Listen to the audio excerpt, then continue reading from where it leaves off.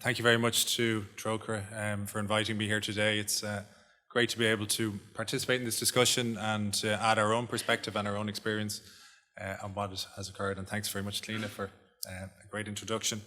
Just to have a little talk about who we are. So L&P Investment Services is the company I work for. We design investment solutions for charities, for pension funds, and for individuals. And we really specialise in trying to work on having a dual goal investment mandate or investment philosophy. So we try and get an investment return. Obviously our investors are looking to invest to try and get a benefit from it, a financial benefit.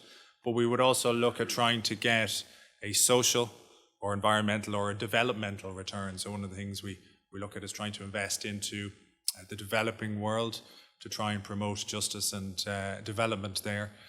To try and promote a more just society here in the developed world, and also to try and minimise the climate effects or environmental effects of companies and what they do in their activities. So very much a dual goal there, trying to achieve both financial return and a social or environmental or development return as well. And we've been fairly successful in this. What we found over the years, despite the objections of the mainstream investment industry, when they look at these things, is that actually our performance has been really good. We don't give up any performance from investing in these things and investing for a dual goal, which is always a concern of people when they start on the journey and wonder if these things are available or if they can invest in this way and what the downsides of it might be.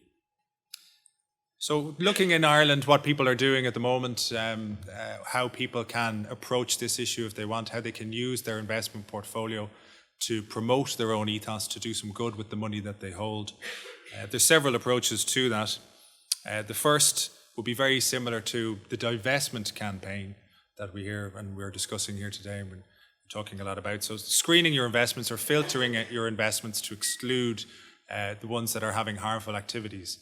So traditionally, this would be, for ethical investors, would look like things like tobacco or armaments, but increasingly looking at things like companies that are have a negative effect on their workforces, are not abiding by labour standards, or abiding by the best environmental principles as well. So we work with a lot of people on this to try and design portfolios that minimise the harmful effects on the environmental side and on the social side, as I discussed.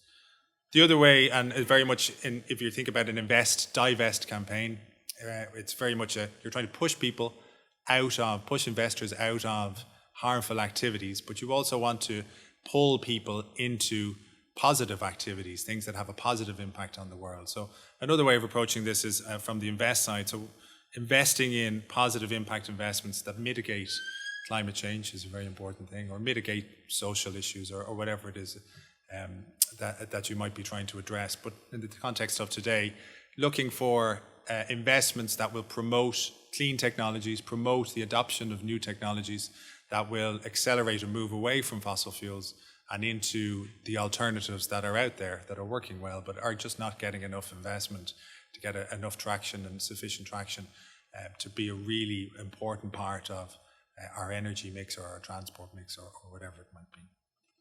And then the third factor I won't address too much today, but engagement in a lot of areas, talking to companies holding small amounts of their shares, even though they're involved in harmful activities, is an important part of what investors do. It doesn't apply so well with fossil fuels. If you think about talking to BP, you can talk to them between now and the end of eternity about not drilling for oil, but this is what they do. They're going to find it very difficult not to do that. So it has worked extremely well in some areas. Has worked in some fashion in the fossil fuel area, but probably won't be part of the eventual solution in a major way. But nonetheless, something that people try and as a very good way of maintaining discussions with these companies nonetheless. So looking at the first aspect then, the negative screening. So some investors out there are, as I say, doing this in a very active way, designing a particular policy that will avoid support of unethical activities, so excluding companies like fossil fuel companies from their portfolios.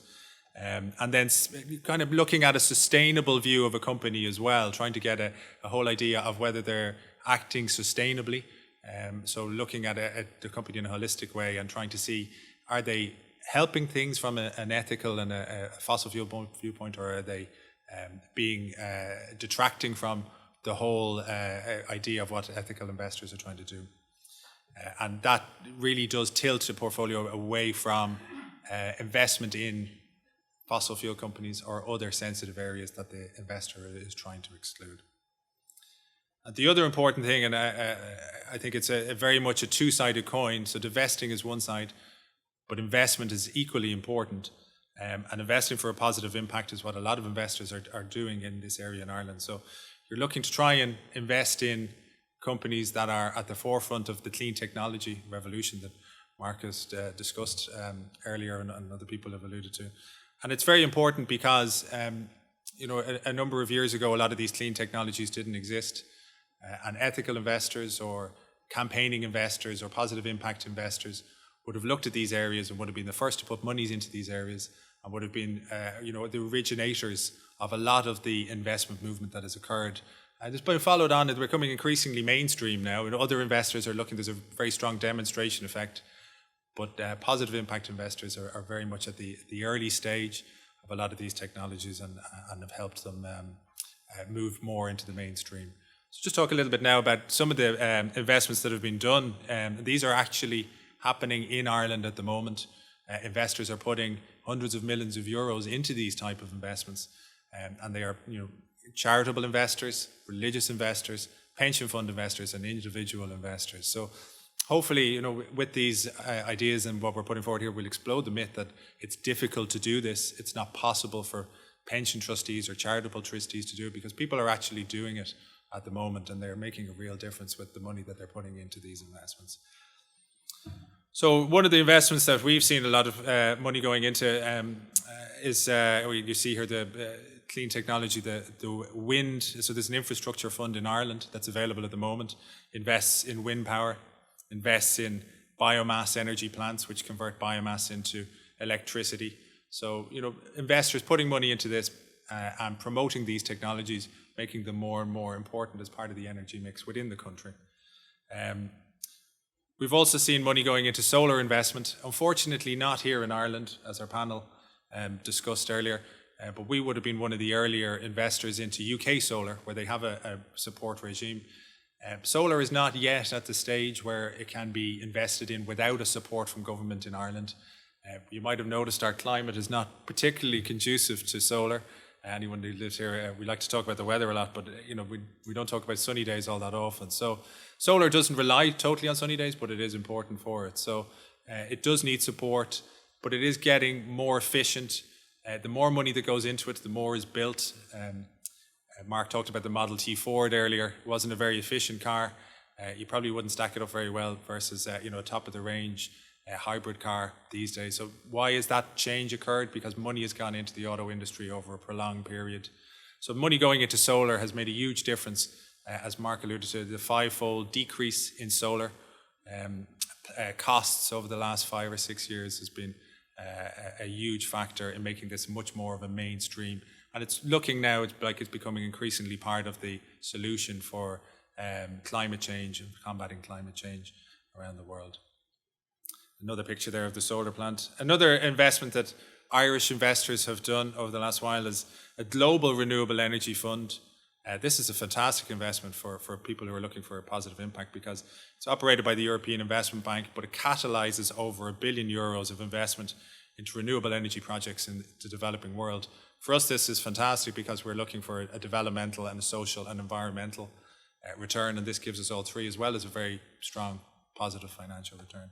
And the whole idea is that you try and get developing countries to bypass the whole industrial age in power generation and move to a diversified grid that uses solar or hydro or wind power.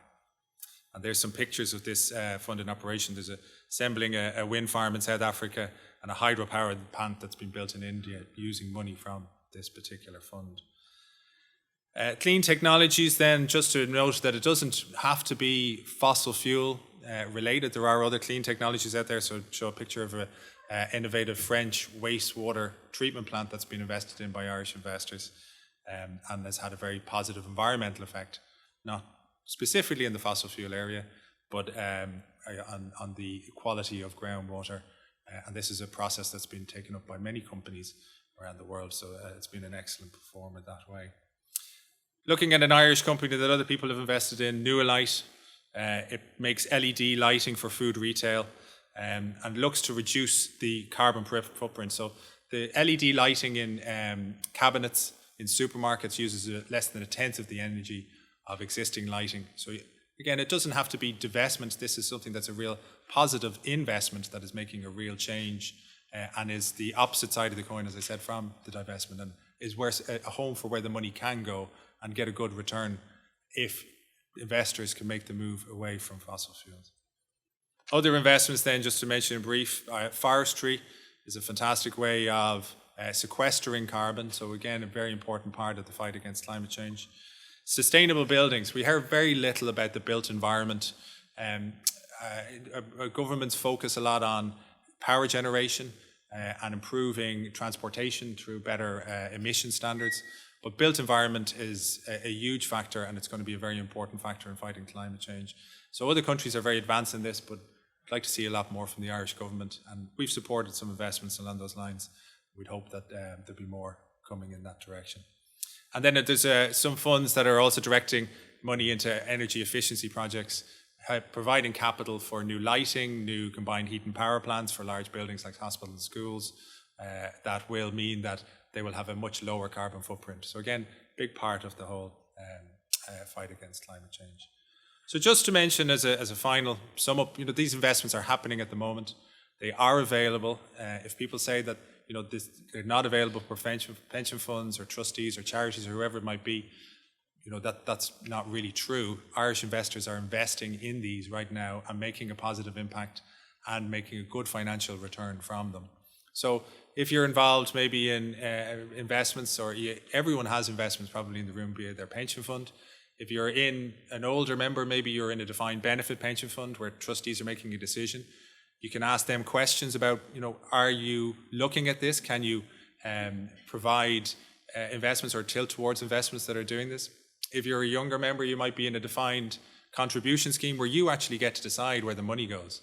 So you can ask the trustees of the pension scheme, can you make some of these options available? Is this investment available for us? Is it on the platform, they call it, that we can invest in? So as very much as what Paul said, there is a lot of options out there for us individually. It's going to be pressure from people like people in this room that's going to show other people the way, show a light for an example that other people can follow. So it's very much up to us to try and ask those questions and bring about some change.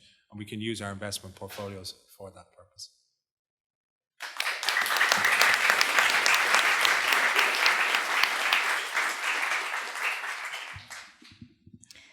Thanks very much, Ian. And I'm conscious of time, so I'm going to hopefully move to the participants here to allow for questions. But actually, the question I was going to ask you, you kind of answered right at the very end. Was going to say, well, we can assume from what you're saying that it is viable, it is possible for mainstream institutions, mainstream banks and mainstream institutions to provide these options to the public if their pressure is put on them to do so. And I was going to ask, how responsive are they to customer pressure, to public perception, to public demand? But I'm assuming from what you're saying that there is a responsiveness there, that there is the opportunity. But if yourself or Paul would like to comment on that, on the responsiveness of institutions to public pressure, then and then we'll move to the audience. Sure. Yes. Everyone can hear me okay again? Investment institutions respond to money. That's pretty much the bottom line. So if there is a demand there, the investment industry will create products that will satisfy that demand. So it really is down, this is why I think these type of gatherings are so useful. It really is about having these conversations, getting like-minded people in a room and saying, what are the solutions to these particular problems? Because it is all a matter of scale. If, I have €100 to invest, nobody is going to devise a specific investment product with my goals in mind. But if I get together with a room of people and we can all put our money together, then suddenly you get the scale that is necessary for the investment industry to start launching funds that are specific to your needs. So that's one of the things that we focus very much on. How do we get a scale of investors? So we've pooled a lot of our investors' money together, and we've gone to the investment industry and said, guys, you don't have the products available that we need. Like, our investors are here, they have a demand, they want to invest for positive impact. Show us things that we can fulfill these goals. And you'd start uncovering investment managers who really want to do this stuff. You start uncovering new things that are out there, some of the things that I mentioned here. But much more, you start uncovering mainstream managers that once you have a scale of investment there, you can say to them, we don't want your mainstream normal things, we want a low carbon, positive, ethical, sustainably orientated portfolio. And that's when you can start making a real difference. That's when things start really happening in the investment industry. So that's one of the reasons I was able to say at the start, we can pick really strongly performing mainstream managers when we have the scale of money, and then tilt that to be a positive impact and a sustainably invested fund as well. And that's where I think the real power of everyone coming together makes a big difference. Thanks. Paul, do you want to comment, or will I move? Great. Okay, so we want to let everyone away for their lunch, but if there are any questions for the panellists, I'll maybe take 3, and then we'll see how we are time-wise. Is there any questions?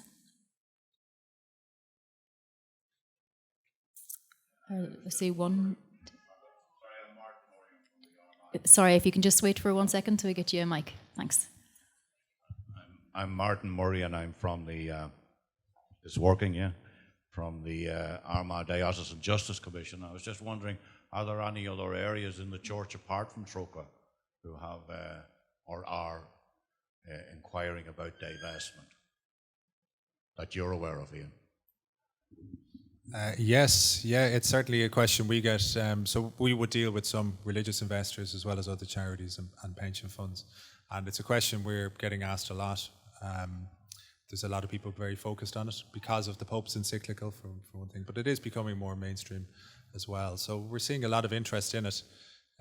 And again, I go back to the benefit of these type of things. It's part of a discussion process.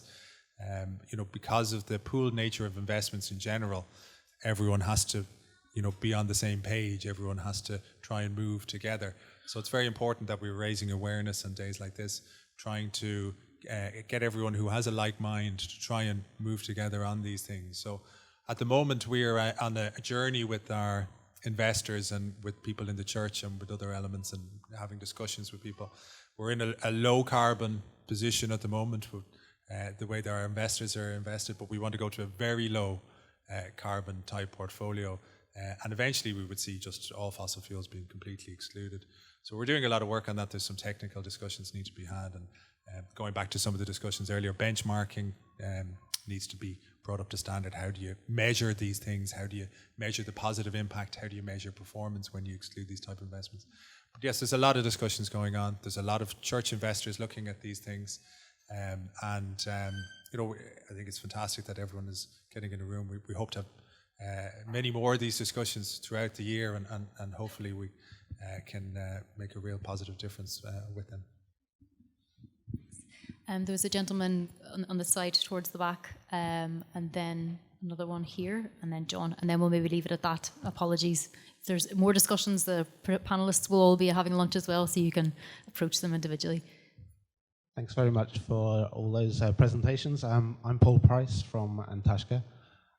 Personally, we have tried to engage with our own small investments and to investigate how where they are, if you like, and it's very difficult for us personally to sort that out. And for us, an NGO, it's also difficult to know where to start with these things. So it'd be great out of this workshop, and it's great to see financial people here. And I guess I'm wondering how this is going to go forward from this workshop in terms of having financial experts engage with others, NGOs, and to develop tools, if you like, for people personally to be able to kind of ask the questions that we need to ask, to be able to ask the right questions that really get quickly to the heart of what we need to do to get towards divestment? Thanks. I'm not actually sure who that question was to, but I'll do you want to? I'll maybe say something and then pass it over. I think certainly from Trocare's perspective and the perspective of the universities here, we really saw and hoped this event would be a kind of a milestone in the divestment journey in Ireland, which, as you say, some organisations are already engaging, but that we up the ante together. Because there are things we can't do individually, which we can do if we come together, which is to identify those bottlenecks, those barriers, and figure out together with the support of experts how do we overcome those barriers and make these things possible. So at the end of the day, we're going to be looking at what are the next steps, what needs to happen. So hopefully we'll get a bit practical and future focused at that stage. Thanks. Let you into a secret. Financial markets are actually very simple, but they're just cloaked in a lot of rhetoric, and yeah, they are very maze-like in terms of finding out where decision makers are and the questions to ask.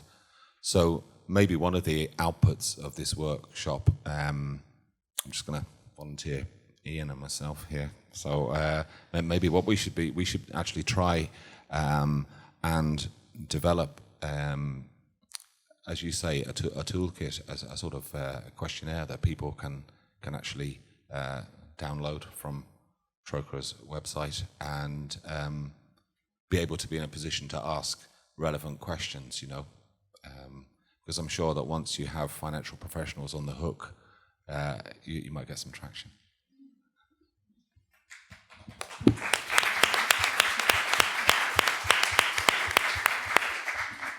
That sounds fantastic. Sorry, there was another question here there at the front.